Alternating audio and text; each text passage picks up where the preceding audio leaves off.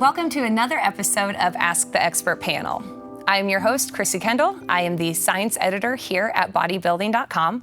And with me today, I have Jason Wittrock. He is a personal trainer, as well as a EAS Myoplex Athlete and a Bodybuilding.com spokesmodel.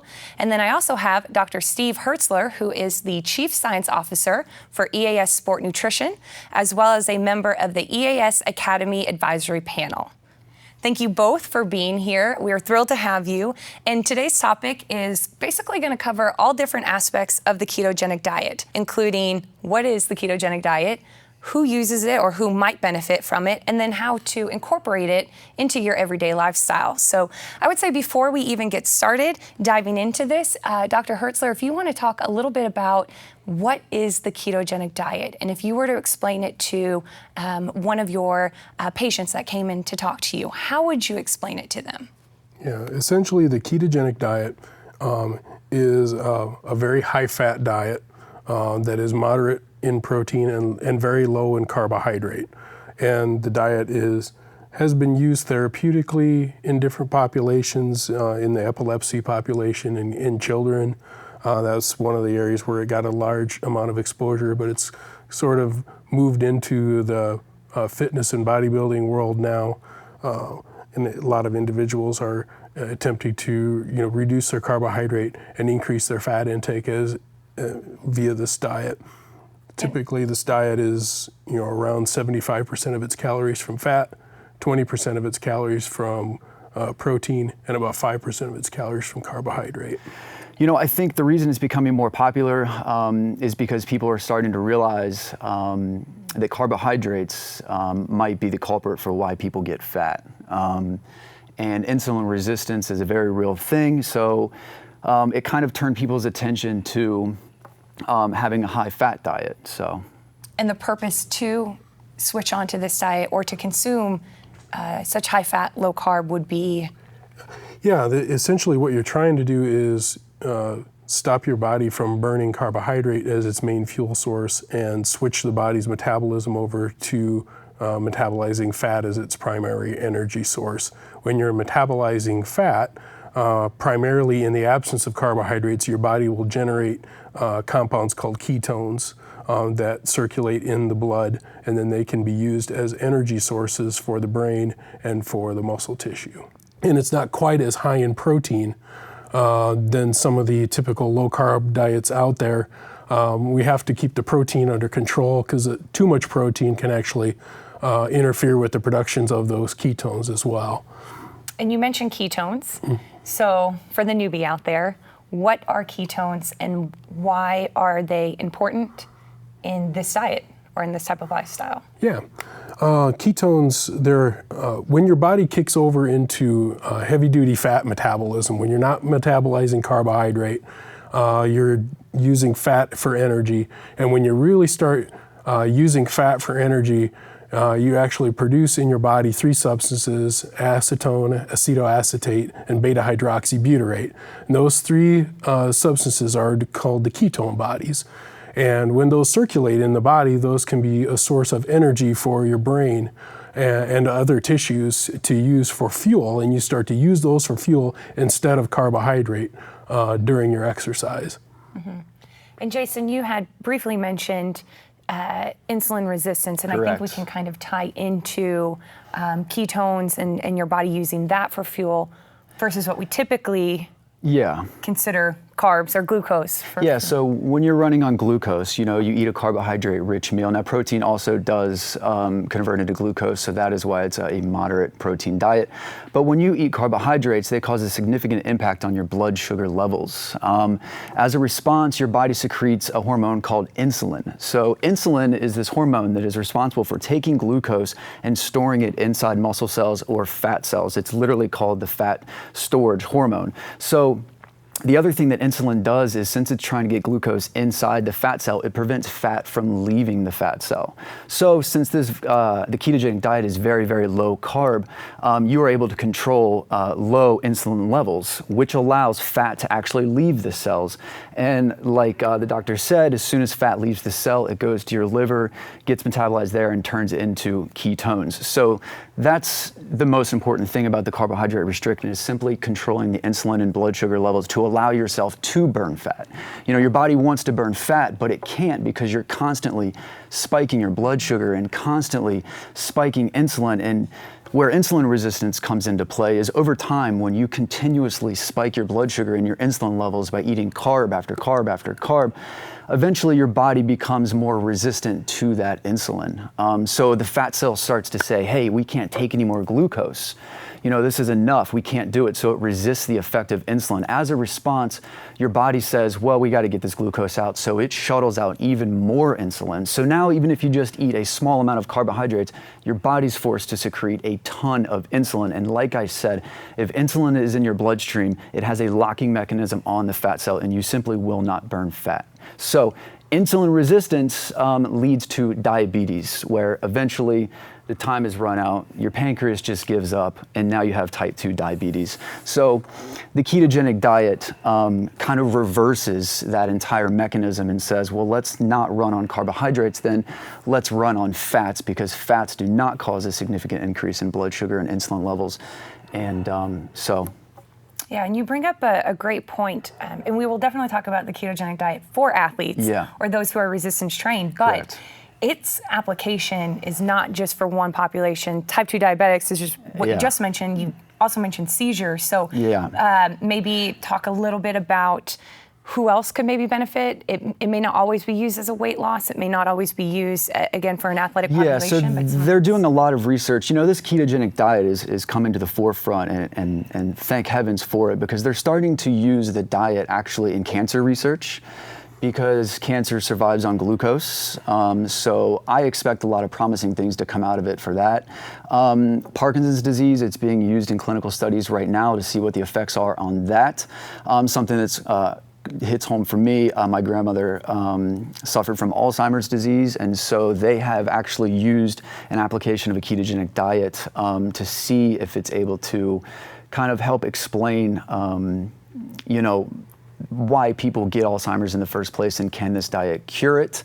You know, I went low carb forever. I found out, well, I first started off as a wrestler, and I started counting calories, and I said, well, all you have to do to lose weight is undereat and over-exercise. So I did that forever. I got exhausted from it. When I got in the fitness industry, you know, I started doing the same approach, and it just didn't work. I went to find more answers. I did a lot of research on Bodybuilding.com, as a matter of fact, and found out that insulin is what drives fat accumulation. So I went low carb forever.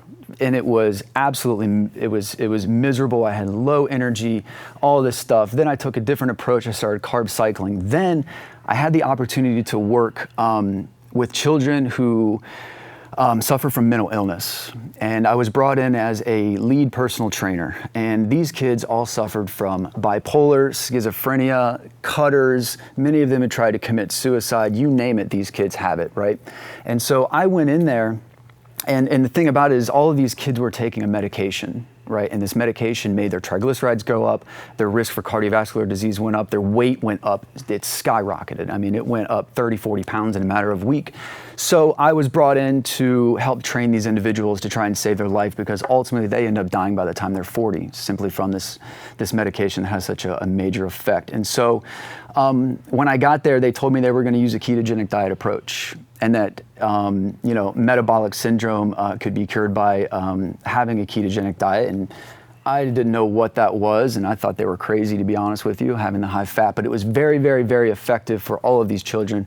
They lost weight, the cholesterol went down, the good cholesterol went up, triglycerides went down, waist adiposity went down, their overall sense of well-being and energy went up. The whole thing was extremely successful. I was sold. I did it on myself and haven't turned back since. So, yeah. So it really can be used to save lives. Yeah, multiple applications for multiple it, which applications. is very yeah. interesting. So, I guess that's a good lead into actually how to do or to set up a ketogenic diet. And I think we start from the ground works, and how do you figure out how many, or the percentage of carbs, fats, proteins, and if you could, maybe talk a little bit about some of the common mistakes you guys come across when people are starting the ketogenic diet, and whether that's, as you mentioned before, too high of protein, or not monitoring their carbs close enough. So I guess, how do you set it up?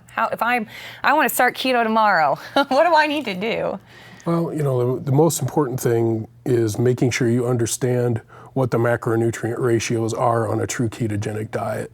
Again, it's different than a low carbohydrate diet that a lot of people are familiar with. This is a diet that has about 75% of its calories from fat, about 20% of its calories from protein, and about 5% of its calories from carbohydrate. So basically you have to get an estimate of what your caloric needs are on a daily basis. There are a lot of different formulas to do that. You can go see a dietitian, you can get your metabolic rate checked and all those kinds of things to try to determine what your overall calorie levels are. And then you do a little bit of math, and you come up with that using that ratio, and that will give you the grams of fat, carbohydrate, and protein that you need to target each day. Mm-hmm. And are there any specific sources? Because I know some people think 75% fat. Yeah. How can that be good for you? So the hardest part of this diet when you first start out is just getting over the fat phobia, as I like to call it, because you've been ingrained your entire life with this low-fat craze, that fat is what makes you fat, but as we discussed, insulin resistance and carbohydrates are actually what makes you fat. But nonetheless, people are taught to fear fat. They think butter is the devil. Eating fatty meats is also the devil. So the first thing you have to do is get over that fear of eating fat is going to make you fat. So when it comes to having 75% of your calories from fat, these are things coming from, saturated fats, which have actually been proven to give you the most amount of energy. So you have butter, you have coconut oil, eggs, bacon, sausage in the morning. I know everybody, when you say bacon, you're like, what? Lights up. Yeah, I personally don't eat a ton of bacon, but yes, you can eat bacon on this diet. And you're using oils, olive oil, fatty fish, salmon especially is good for the omegas. I eat nuts and seeds, pumpkin seeds, sunflower seeds. You can use cream cheese, sour cream, regular cheese. It's just training yourself to go after the fat is the hardest part. And you can only get 20% of your calories from protein. And the other thing people will end up doing is they go to the grocery store and they say, I have to have 75% fat, 20% protein, and they end up selecting ground turkey or turkey bacon. That's a big mistake, because you'll quickly find out that your protein numbers are way up there, but your fat is down there. And what ends up happening is your body converts that protein into glucose. It'll keep you out of ketosis and mess with your energy levels. When it comes to the 5% carbohydrates, I think it's important to note that it is net carbohydrates. So you are taking out fiber from that calculation. Green leafy vegetables are huge on this diet. Taking a fiber supplement is also important. When I was low carb for a very, very, very long time, years, I would spend every single day just thinking in my head, I got to avoid carbs, I got to avoid carbs, I got to avoid carbs, and they're everywhere, and it can be mentally exhausting. On the ketogenic diet, you're not eating carbs. You need to be focusing on getting enough fat. You need to wake up every day and you need to say, where's the fat coming from, and how can I reach my fat macronutrient goal, instead of saying I got to avoid the carbs, because you'll get caught up pretty quick. So. Yeah, I think one of the points of confusion that a lot of people have on ketogenic diets, and I know, Dr. Jacob Wilson talks a lot about this too, is that a lot of times the confusion about ketogenic diets happens because many people are afraid of high-fat, high-carbohydrate diets at the same time. And while this amount of fat might seem high, I mean, if you think about it, a person on 2,400 calories a day is eating 200 grams of fat on this diet. But the thing is, that is their primary energy source on this diet. They're not, it's one thing to be eating 300 grams of carbohydrate and 200 grams of fat. That's bad news, but this is a little bit different take on it. And so that's one of the things that people kind of have to understand. Mm-hmm. Yeah. And would you say, at least getting started, that it's pretty important that you're tracking, or is this one of the diets where you can get on the right path with just estimate? No, you must track. And this is from personal experience and experience working with a lot of clients. It's very hard to track using MyFitnessPal and things on every single day. It just really is. It's not realistic, but it's very important, especially when you start off on this diet, to use something like MyFitnessPal to track your macronutrients. You know, it's because, like I said before, if you're not getting enough fat, your energy levels are going to be down. Are you getting too much protein? How are your carbs? You need to be able to see, you know, you need to be able to manage what you're doing, at least for the first few weeks while you're trying to get keto adapted. It also, by tracking during that keto adaptation phase, it gives you a way to troubleshoot problems. Hey, I feel like crap, my energy levels are down. Well, you can take a look and see, was your fat number there? Were you way under on fat? Did you go too high on protein? And then you can kind of take the training wheels off, you know, after you kind of, you know, you'll have your go-to meals that you'll use, you'll track, and every day, you know, you'll find yourself eating the same things. You'll start to know what you need to be eating to hit those numbers. Then you can take the training wheels off. But I also suggest, if for some reason you find yourself hitting a plateau, you go straight back to tracking. Mm-hmm. That's the way I approach it. Yeah. And you had mentioned Keto-Adapted. Yes. That's a word we hear, ketosis, and then obviously the ketogenic diet and ketones. A lot of names that sound very, very similar, but they all kind of have their own respective definition.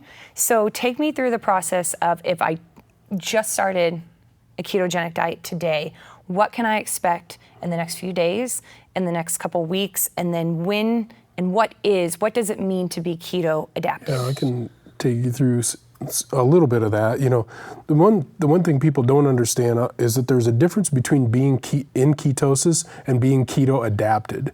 And the difference is that, you know, if you go on a very high fat, very low carbohydrate diet for a short period of time, you will end up with ketones in the blood. You'll meet the definition of being in ketosis, but your body hasn't fully adapted to using those ketones for fuel yet. There are enzymes that are present in your brain cells and in your muscle cells and everything, and it takes a while for those enzymes to kick in, and there's adaptations that go on with those enzymes. You actually see the activities of those enzymes that metabolize ketones go up. So while you might get into ketosis after, you know, 3-4 days on a high-fat diet like this, you may not be fully keto adapted for weeks or even months. It takes a little while to really truly adapt to this way of eating and this get your body metabolism to change over to using fat for fuel. Mm-hmm. And from experience myself and from dealing with a lot of people that I've helped with the ketogenic diet, the first few days, I would say the first 2 weeks, kind of considered hell week. Mm-hmm. You have to face it and you have to understand, you've been running on carbohydrates your entire life. Glucose is your primary source of energy, and when you take that glucose away, your body will fight you back for it. I kind of, you know, carbohydrates hit the same part of your brain as narcotics and other drugs, called the reward center. So when all of a sudden you pull that stuff away, your body and your brain is saying, it's give me this stuff back. I kind of liken it to checking yourself into rehab, essentially. And it really does kind of feel like that. Your energy levels for the first few days will go down. But physiologically, what your goal is to burn off the stored carbohydrates in your body. Once that happens, your body will switch over and start burning fat and produce ketones for you. It depends on the individual how quickly they can kind of overcome what's called the keto flu. The dreaded keto flu. It's not the actual flu. You just kind of get certain symptoms that are similar to the flu. So, you know, all of a sudden, you'll kind of come out of that slump, and your body is just going to say, fine, okay, we give up, we don't care about the carbs anymore, we're going to start using this fat as energy, and you'll notice immediate benefits from it, and then you're off to the races there. So yeah, there's some changes that go on with fluid balance as well during the first couple weeks of a keto diet, where you have some more losses of fluid and electrolytes than your body is used to on a higher carbohydrate diet. Some people think that might be part of the reason why, other than the low carbohydrate, obviously, and the low glycogen levels in the muscle, which is stored carbohydrate in the muscle. Beyond that, you also can see some problems with electrolyte imbalances and things like that. So, you know, it's been suggested by Dr. Volek and other individuals who do a lot of research on the ketogenic diet. Make sure you're keeping your sodium intake where it needs to be, your potassium intake where it needs to be on this diet, and that might help to ease some of those keto flu type of symptoms. Yeah, that's very, very, very important. Yeah. You know, the sodium is another one of those things, though, where everybody's like, well, if I eat too much sodium, I'm going to get fat, it's going to cause bloating. Not the case on a ketogenic diet. You're suppressing the hormone insulin, and that's allowing you to mobilize fat. But the problem is insulin's also the hormone that tells your kidneys to store sodium. So you must replace that sodium. Your kidneys are just flushing out sodium at rapid amounts, especially when you're working out.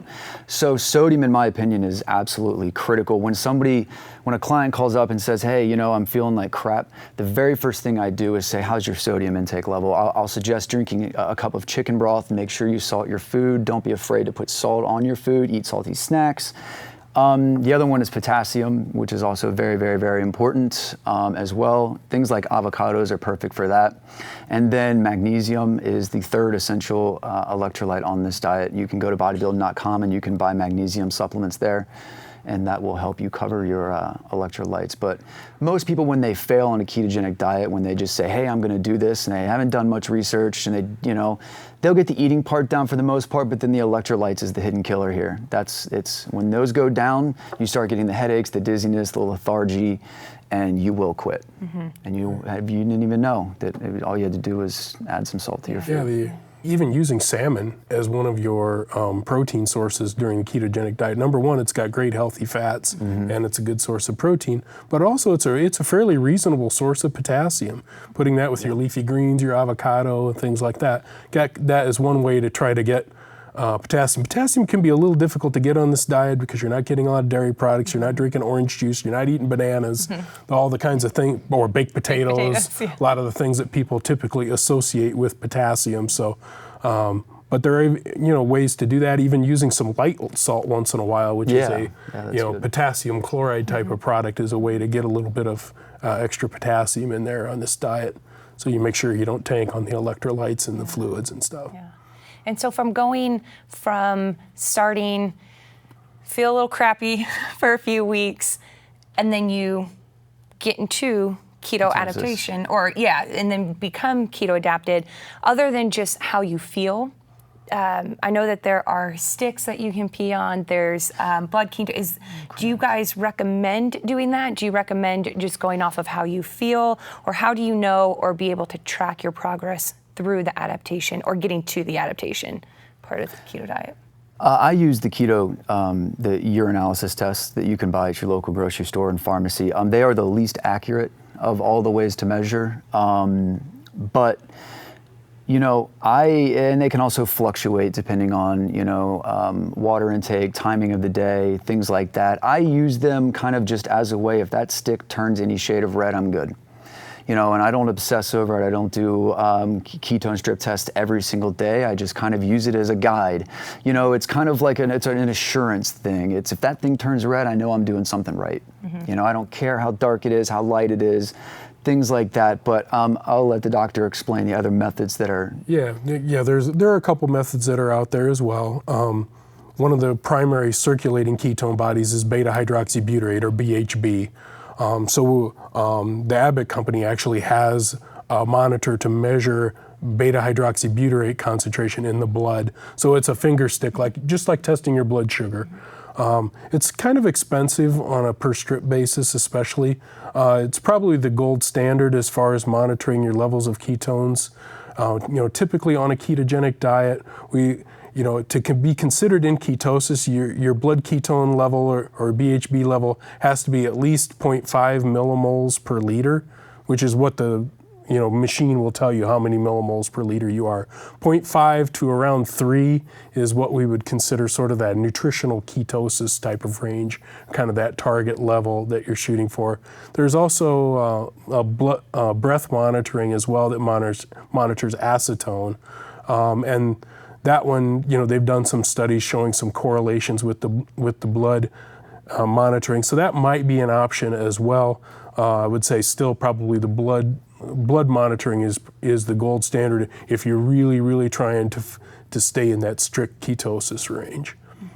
So during this process, again, going back to starting the diet, maybe experiencing crappy days, how or would you train differently during this time?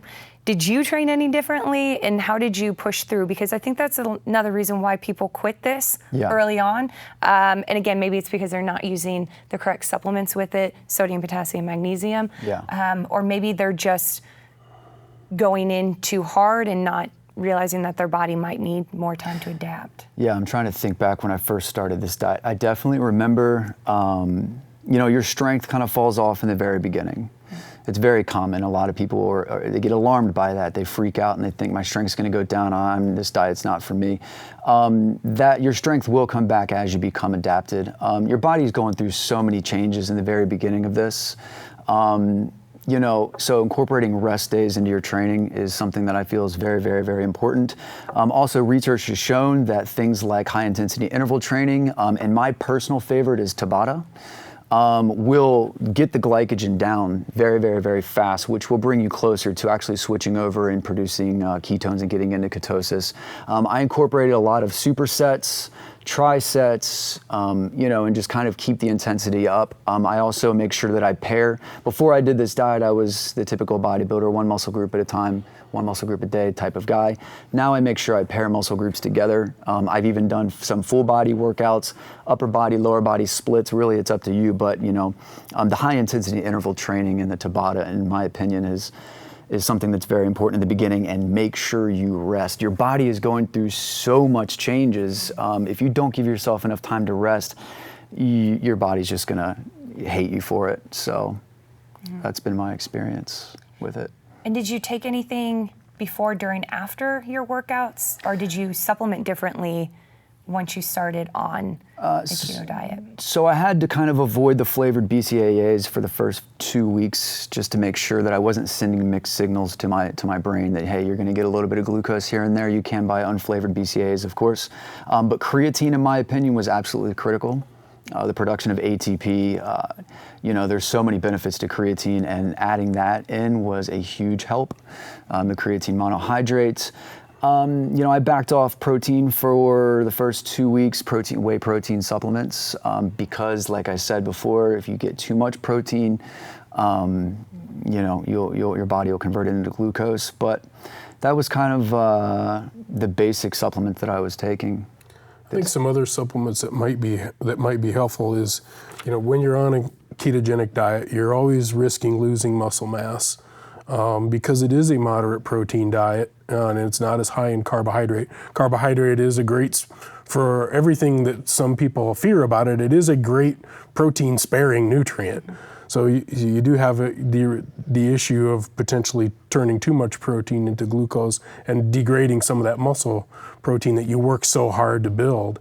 So some supplements that might be helpful, there's been some interesting research on HMB. Especially in an animal model. They actually did some animal studies simulating military training and caloric restriction. So they actually taught rats how to exercise like soldiers, okay? And they put them on a calorically restricted type of diet, kind of similar to what your body would go through in a ketogenic type of state. And using some HMB in there helped to ward off that protein degradation. And there are lots of studies in humans showing that HMB is very good for helping to reduce protein degradation. There's also some interesting work on phosphatidylserine and potential anti-cortisol effects of phosphatidylserine that might be helpful to kind of, minimize that protein breakdown and try to help you hold on to that hard-earned muscle tissue. Yeah. Yeah. So once you get into you're now fully, we'll fast forward a few weeks from my start date, and I'm keto-adapted. What can I expect to be different? How I feel, how I perform? What were some of the things that you've noticed or maybe that you've heard of that people, when they finally got to be fully keto-adapted? I think the number one thing is the energy levels. The maintaining high energy levels is from my experience, like I said before I did keto, I was just straight cutting carbs forever and my energy levels were rock bottom. than when I did, so glucose, when you have high blood sugar, your energy levels are up, but then when your blood sugar goes down, all of a sudden your energy levels are down. It creates this roller coaster type of energy. With ketosis, your body is able to kind of draw its energy from itself, right? And it no longer has that urge to go out and seek more glucose. So you'll start to notice that you have more steady energy levels throughout the day, which in my opinion is huge. Energy crashes are the worst, and that's the one thing that I was thankful for the ketogenic diet is, all right, I don't have to worry about feeling like crap all day long. Inflammation goes down in the body when you restrict carbohydrates, so you'll feel a bit lighter on your feet, joints, less joint pain if you have joint pain. Mental clarity and alertness is through the roof. I remember right when I first became adapted, I was waking up in the morning and I was just ready to rock and roll. You'll also notice some suppression in appetite. Again, your body's able to kind of use itself and use its own fat stores as energy. So especially in the morning when you wake up, you won't be as hungry as you used to be. So, those are a few of the things. In the gym, I noticed more endurance. I wasn't getting huffy and puffy so quick. I could go forever. And I think that's one of the main reasons why a lot of long distance runners and endurance athletes are using this diet, including some MMA fighters. Most popularly, Joe Rogan uses it as well, but for that endurance factor as well. So, and I think kind of tying in with that, there's a lot of research now on not only ketogenic diets, but also training the muscles in a state of low carbohydrate availability. So like hitting muscles repeated times without replacing glycogen. Mm-hmm. And one of the things they're showing in a lot of these models is that does upregulate some of the enzymes associated with fat metabolism in the muscles. So, some athletes might be using this diet on a periodized type of basis where they'll go keto for a while to try to increase some of those fat metabolizing enzymes. They may not necessarily go keto through their whole training structure because for some athletes where they have to have really high power outputs, really high, and have to exercise at a really high percentage of their maximal oxygen consumption, it can be hard to do that with just fat as and ketones as an energy source. Mm-hmm. But if they're also in sports where they're using fat for energy for a period of time during the exercise, so having a period of fat adaptation type of training might be helpful in particular phases of their event to improve their performance as well. I know that's one of the things that athletes are experimenting with a lot. Mm-hmm. And what about someone who wants to add muscle? Because we hear with the ketogenic diet, sometimes people will use it for weight loss. It's received a lot of attention as a weight loss diet, along with some of the other low carb, high protein diets. But if I wanted to add muscle, would this diet work for that? Or would I have to tweak or change up anything to my diet or training to follow a high fat diet, but still increase muscle protein synthesis and put on mass? Yeah, I guess my take would be is, there are some studies that Dr. Jacob Wilson's lab has done, that they've done and presented at some meetings showing that it was possible for individuals on a ketogenic diet to actually gain lean body mass and strength. So I think one of the messages that sort of gets lost in the ketogenic literature is that there's just not that many studies that are out there, and there are very, very few studies on people who are actually doing heavy duty and appropriately designed resistance training at the same time. One of the advantages those studies have is that they were doing periodized resistance training and a very well-designed weight training program. Now, I wouldn't say that the ketogenic diet is necessarily the optimal diet for building muscle mass. I mean, I think if you're really in a serious muscle building phase, you may want to have that extra carbohydrate in there to help you out. But I don't think it's necessarily impossible to gain muscle mass, and certainly you can at least maintain your muscle mass on this ketogenic type of diet. Yeah, and to follow up on that, is this a diet, or is there a population or a type of athlete that you wouldn't recommend? So you talked a little bit about athletes cycling on and off, but is there someone where based on their energy requirements and if they're a sport athlete, if there's a specific sport that says, absolutely not, this diet will not support, or it could really be used in certain parts of their training season for anyone? Well, I think, if you've got an athlete with type 1 diabetes, for instance, this is probably not the diet that you want to go with in that particular instance. And, the one thing I always tell people too is, if you really want to, if you're concerned about it from a medical perspective, and overall health, yes, there are some studies that have been done showing some potential positive effects on blood lipid panels and everything. But the bottom line is, when you're applying it, you're the person that you're interested in, not a research subject who lives 500 miles away, okay? So if you really want to know how this diet affects you, test. Go to the doctor, get your blood lipids done. I can't believe how many people I run into who are worried about taking this supplement, that supplement, or going on a keto diet, and yet they don't even bother thinking about going to the doctor, getting their lab values tested. Get your liver enzymes tested. It's a very simple blood test. It's not expensive, and you can monitor and see how your blood lipids are doing, what your fasting blood glucose looks like, all those kinds of things, and you know how this diet affects you. And there's just not enough research out there to say for sure that this diet is the absolute, wonderful thing for everybody that's out there. You have to find out how it is affecting you and go in with the knowledge that there are some things that you would want to monitor to make sure that you're not damaging your health and actually helping your health in the process. Mm-hmm. And so, Jason, I'm interested to hear how, because you are a keto athlete, you followed the diet, I believe, for 8.5 months, 9 months, you've said? Almost a year. So how have you taken kind of the research side of things and what you've read about, and then tailored it to fit your lifestyle? Everyday life. Yeah, I mean, that's what people want to know. It looks great on paper, it looks great in a controlled research setting, but what happens in real life? Yeah, so ideally versus reality-wise. Like I said before, I've kind of progressed into the keto diet. I started from the very beginning as a wrestler, counting calories and just thinking that was it. Then I went to low carb.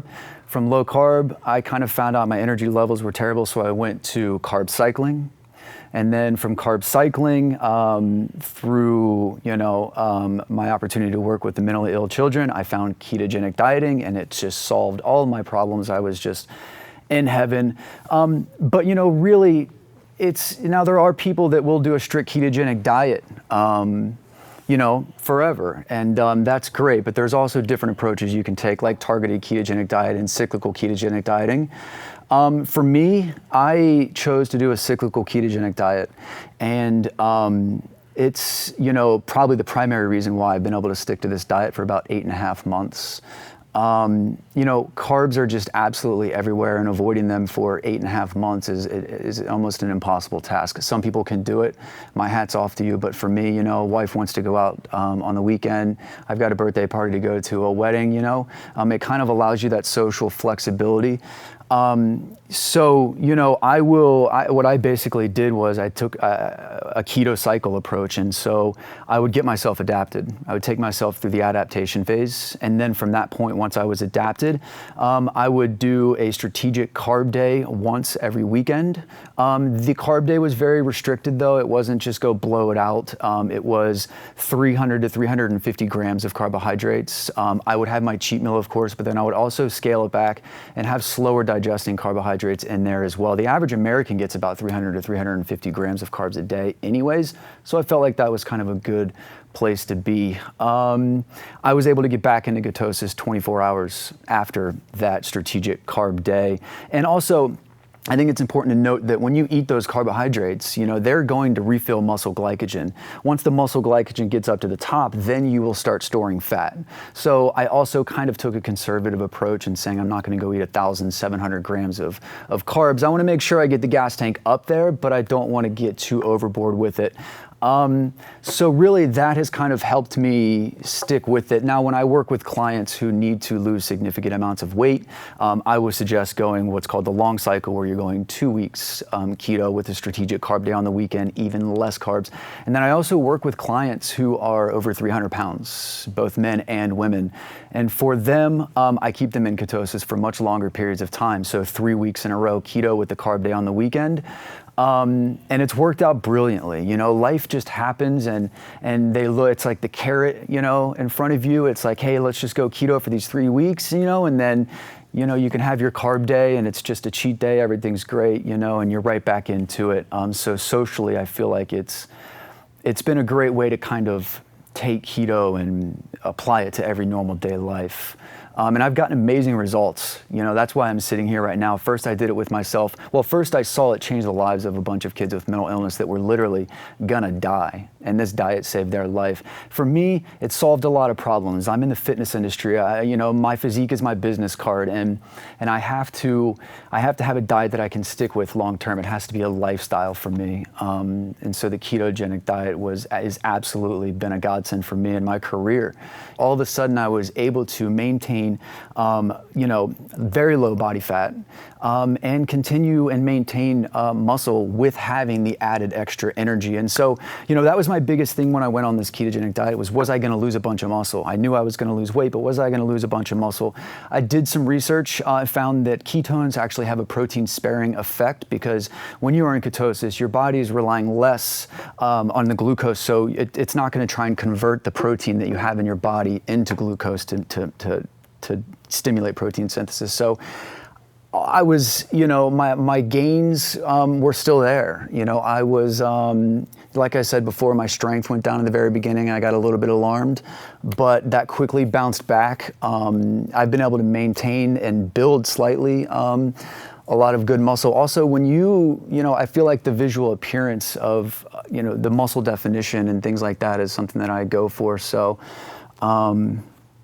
yeah, that's kind of how that happened.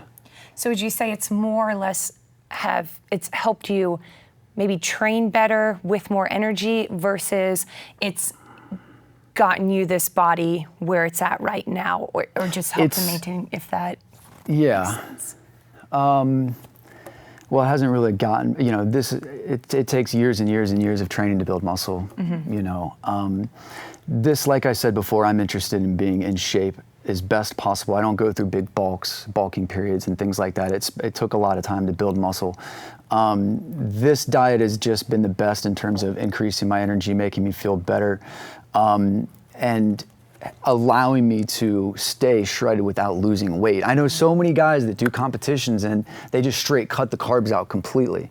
And you know, it doesn't last for very long. It's very hard to do that. So something like a ketogenic diet approach would actually, in my opinion, be beneficial as well.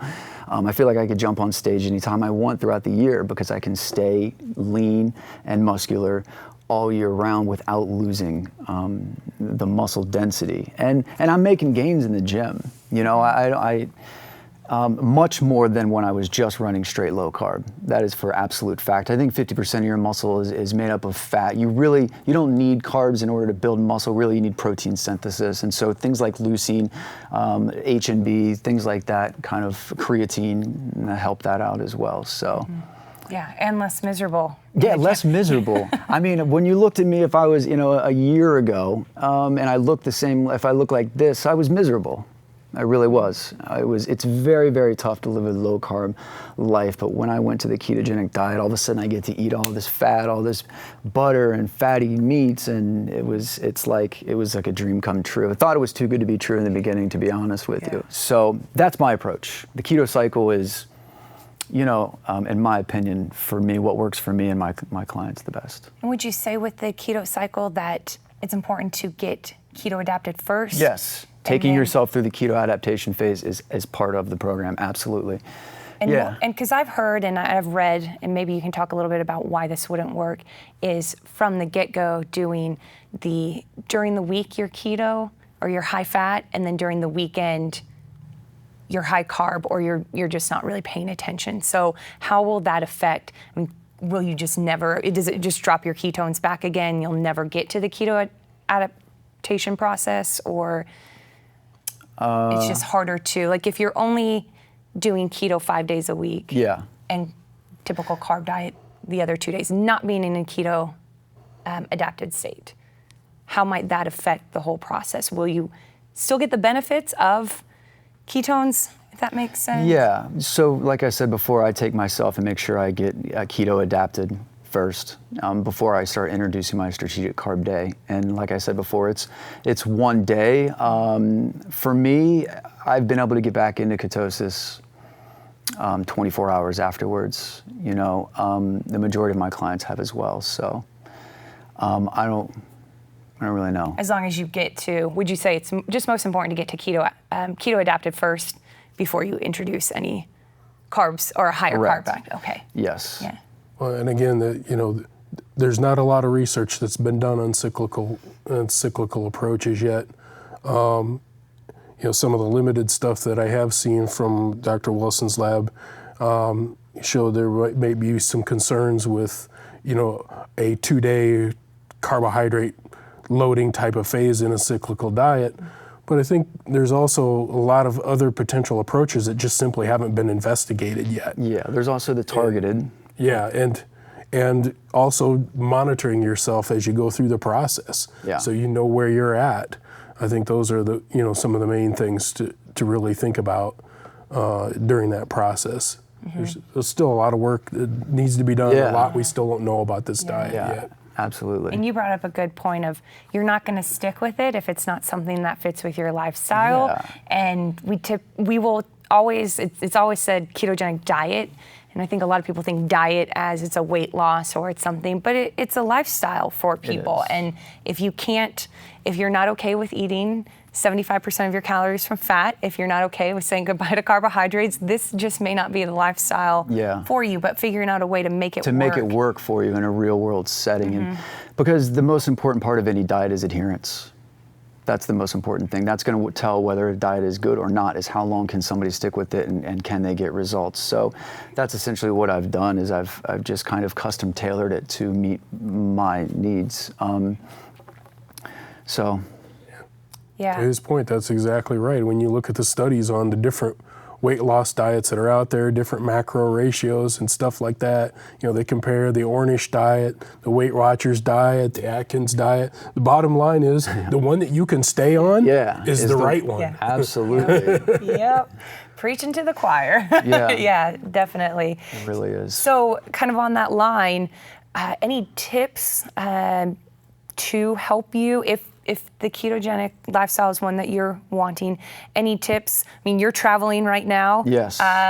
Your wife just had a baby. You were telling us you're at the hospital for 3 days. Yeah, which is another reason why the keto cycle saved my day. Pretty sure that they don't support or have higher fat foods like that. So how do you integrate, or any tips that you can give us on staying on track or monitoring your diet to allow for travel emergencies? I've kind of built in the travel emergency event social week with the keto cycle, and so I do kind of get that part out of the way. When those tough situations come up on the weekend, I'll just say, okay, well, I have something coming up on Saturday where I know I'm going to be surrounded by tons of carbs and I don't want to be the outcast, so I'll make that my carb day. I just think getting over the fat makes you fat thing, and being able to, like, for example, I make keto coffee, and that's 1 tablespoon of coconut oil and 1 tablespoon of butter. And to be able to actually put butter in your coffee and drink it and not feel like you're doing something crazy is a big hurdle. So really, just don't be afraid of fat. Fat does not make you fat. That's kind of my biggest thing. And then track your macros. Keep doing all the research you possibly can, and you'll be good. And Steve, I'm interested, kind of an insider perspective. We talk about that there's not a lot of research in this category or with this diet. Do you see this going in any specific way, or is it more or less just trying to, again, get more studies looking at long-term effects of this diet? Is there a push to study it in certain populations or making slight alterations to it? Or what can we expect with some of the upcoming research in this field? Yeah, I mean, Dr. Jeff Volek at Ohio State is one of the most active researchers in the world in this area, and he's very interested in the potential effects that this diet can have on insulin sensitivity and a lot of the variables associated with metabolic syndrome. So I think you'll continue to see that field grow. There's also been a lot of research in the exercise phys world, looking not only at ketogenic diets, but also looking at, again, states of training with low carbohydrate availability. And there may be some benefits during certain types of exercise or different training routines. They've studied the ketogenic diet, for instance, in artistic gymnasts, for instance, and find that their strength doesn't go down in that, and it helps them maintain their body weight that they need to be competitive. So I think as a dietitian, you're looking at trying to have a toolbox of approaches that might be appropriate for individuals that have a specific sport, a specific goal, a specific metabolic profile. One of the things I want to do as a dietitian is, I want to make sure I have tools in my toolbox for all those different kinds of individuals. There may be some people who really, really need the high carb. Okay, we'll do that. Mm-hmm. But then there's some individuals I might look at this individual and they come up to me and they think they're supposed to be on a really high carb diet and they already have really high triglycerides. And I'd be like, wow, I don't think I want to go quite as high a carbohydrate for this individual. I want to get information.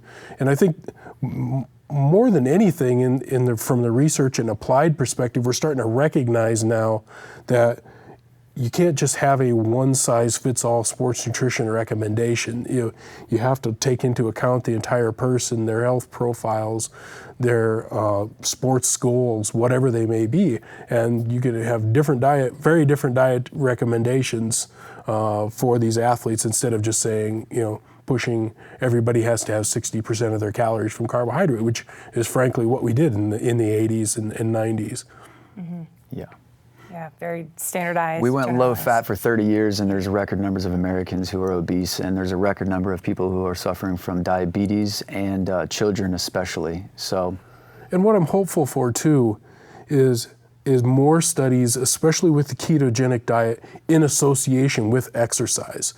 Because if you look at the vast majority of studies that have been done in the obese population and the metabolic syndrome population, you don't have exercise as part of that equation. Mm-hmm.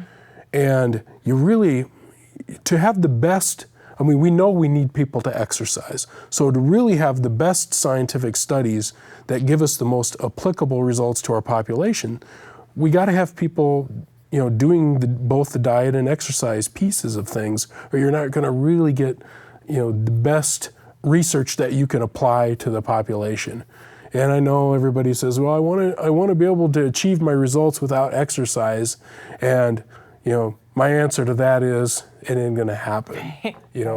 If you really are committed to making change, you're going to need to exercise. You can't just follow a diet and say, okay, that's all there is. Mm-hmm. The exercise piece is critical, and you need to figure out how to hit that part of it.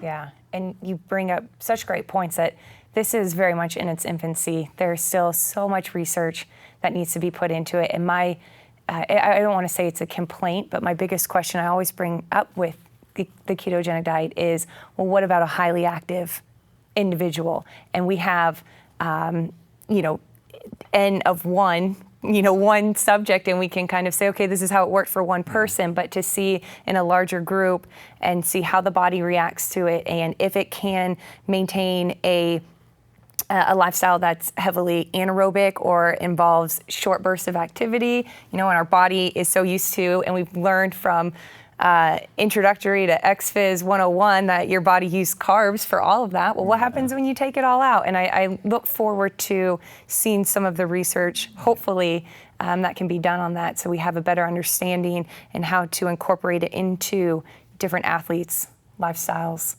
I think you're going to see big things coming for the ketogenic diet. Yeah. It's definitely a very interesting. I know a lot of our viewers love it. Yeah, it goes against the grain. It's complete opposite from everything you've learned and grew up with. But there's a lot of validity to it, a lot of success stories. Now, if we could just get the funding for the studies, that'd be amazing. Yeah, funding, always the biggest. That's the rule as far as sports nutrition, exercise physiology research in general. Yeah. It's just for an approach that is the number one approach for helping people improve their lives and their health, you would think there would be more devotion of NIH resources and all those types of things to studying, this field in particular, thinking about how much it could potentially affect healthcare expenditures and everything in this country, it's just, sometimes it's mind-boggling to think about how low the funding is for research like this relative to other approaches that don't carry nearly the potential for success in helping people change their lives and improve their health. Yeah. Well, hopefully one day we will be in that right direction to go forward.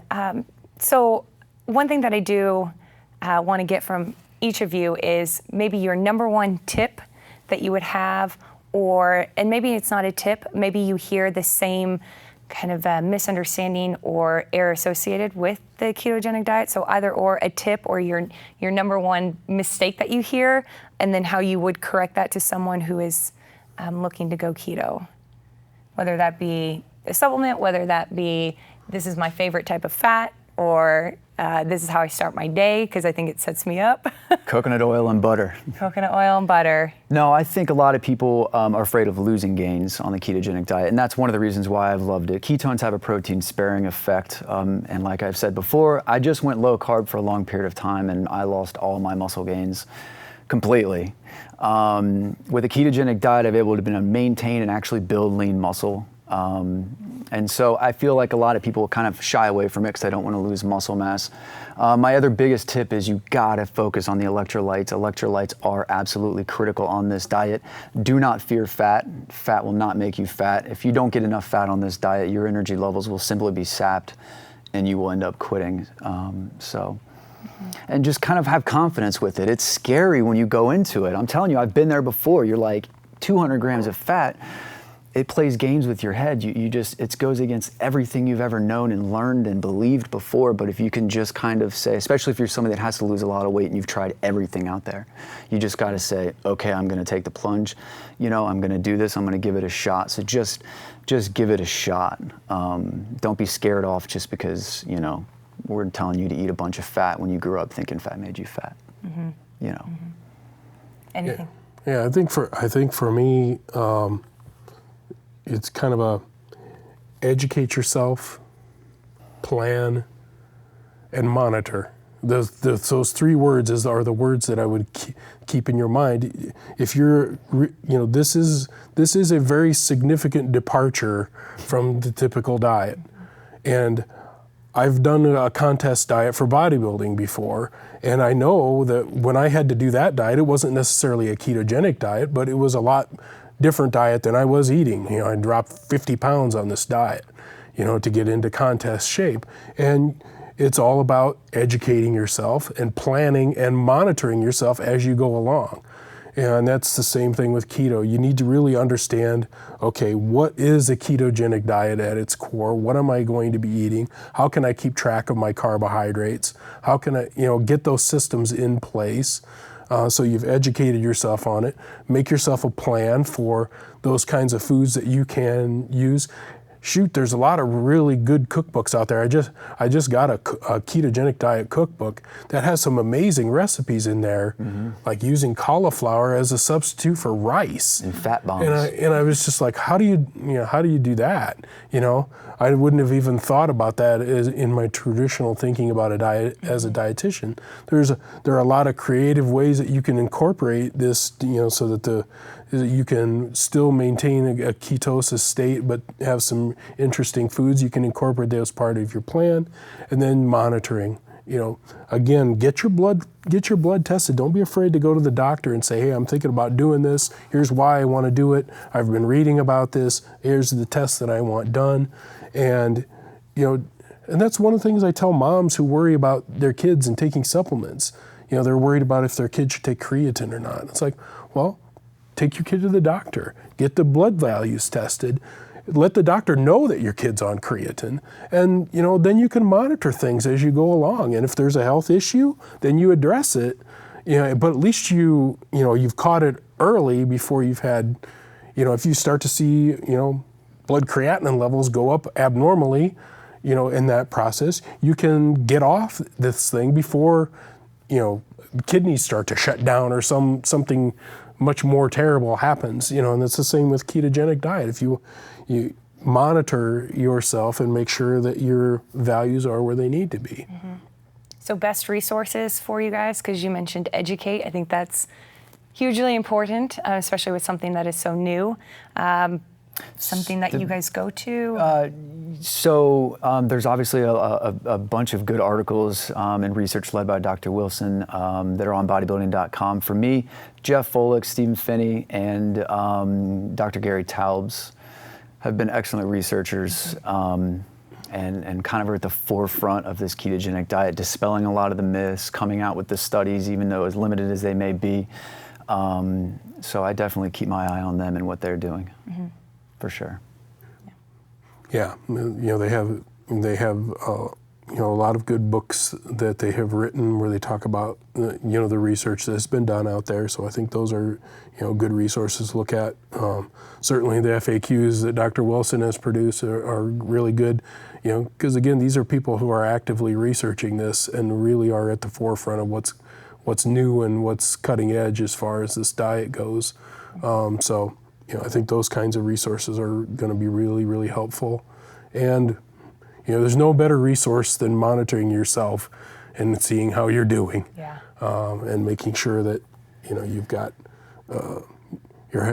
you're monitoring your medical status, and you're monitoring your body composition and your energy levels and all those things that are important for athletes that are training and trying to get the best results possible. Yeah, those are all great resources. And additionally, we do have content and articles right on Bodybuilding.com. And thank you so much for being here. I truly enjoyed spending my day with you and learning pretty much everything there is to know about the ketogenic diet. And if you like these articles and videos, keep coming back to Bodybuilding.com.